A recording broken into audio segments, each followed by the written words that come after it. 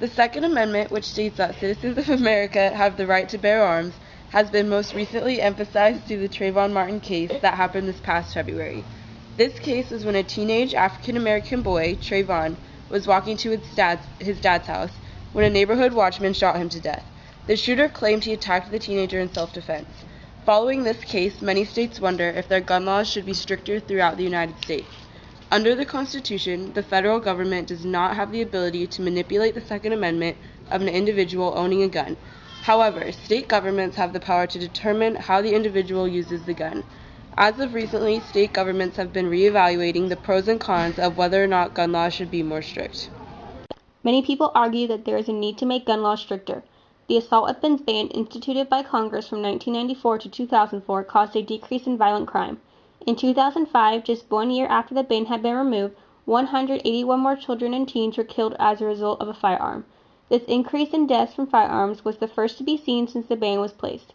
People view the ban as a successful act by the government because the death rates were lower. Some could argue that there is a need for a new ban on assault weapons because of the successes that it had in the past. In addition to a new ban, some advocates for stricter gun laws call for a new requirement that states how unlicensed gun dealers have to give background checks to their buyers. 6 states require these sellers to do these checks already, but 35 states have no gun laws regarding the gun show loophole. This loophole occurs because the gun laws don't apply to the unlicensed dealers. Federal law requires licensed firearms dealers to run background checks. But private unlicensed sellers who call themselves collectors don't have to run these checks. This gap in the law allows criminals to buy guns at gun shows without fear of detection. That's the gun show loophole, and it's one of the primary ways that illegal guns end up on our streets. According to the Bureau of Alcohol, Tobacco, and Firearms, 30% of illegally trafficked guns are connected to gun shows. To uncover this dangerous situation, the law is clear. If a private seller has reason to believe the buyer can't pass a background check, it is illegal to go through with the sale. I don't need your address. So no background check? Nothing. Just show me that you're from Ohio. Good. Well, that's good about the background check because I probably couldn't pass one. I don't care. Huh? All I got to do is demand you show me your license. So you don't care about the background check, Nope. right? Nope. All right. Because I wouldn't pass either, bud. Is that right? Unlike the seller you just saw, some private sellers abide by this law and will stop the sale. You do background checks? No. Well, that's good because I probably couldn't pass one. Once you say that, then I'm kind of obligated not to. If you're basically telling me that you wouldn't pass a background check, then I wouldn't be allowed to. Unfortunately, most of the private sellers approached by our investigators did not stop the sale. 19 out of 30 private sellers sold guns to investigators even when they said they probably couldn't pass a background check. The results confirm the worst. Criminals can easily avoid background checks and buy guns at gun shows. There is a need for gun laws to be placed to stop the unwanted selling to people that can use these guns for harm. Congress needs to lead in putting these recommendations into action to prevent criminals illegally purchasing guns from these dealers. Sacramento police officer Allison Payne believes that people should be worried about gangbangers who get their weapons as a result of the loophole through the gun shows. One incident that occurred because the gun laws weren't strict enough was the Columbine High School shooting. Investigators know that the shooters used the gun show loophole to their advantage. Because these shooters never had to go through a background check or questioning, they easily obtained their weapons from an unlicensed dealer at a gun show. As a result, an organization, Mayors Against Illegal Guns, demand the support of the public to fix gaps, weaknesses, and loopholes in the law that make it far too easy for criminals and other prohibited purchasers to get guns. The advocates for stricter gun laws use these arguments to gain support amongst Americans. Columbine is just one example of how detrimental the gun show loophole can be. Stricter laws need to be put into place to prevent future events like this from happening. Some argue that stricter laws are not an appropriate action and lenient laws are more effective. The assault weapons ban was unnecessary because in 2005, 3 times as many children were killed by abuse or neglect than by firearms, and 77.5% of all child homicides happened without a gun. Instead of people being so worried about guns, they need to be focused on the more apparent cause of death of their kids. People don't realize that guns aren't the sole reason for child deaths.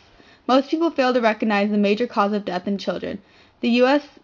Health and Human Services estimated that 1,460 children died because of abuse and neglect in 2005. Advocates for stricter gun laws who use children's deaths as arguments don't realize how minimal firearm-related deaths are compared to those of abuse and neglect.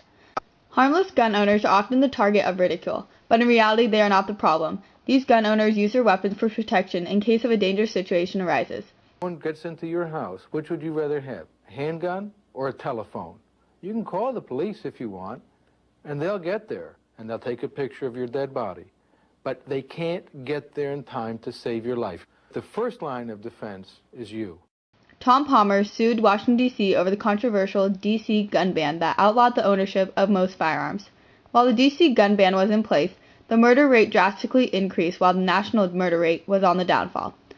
In an interview with ABC News, Palmer discussed why he sued. Gun control isn't necessarily crime control.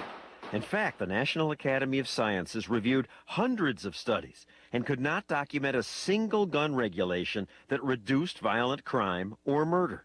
In the 2007 Virginia Tech shooting, many students felt that they could have saved lives if they were able to have a gun on campus.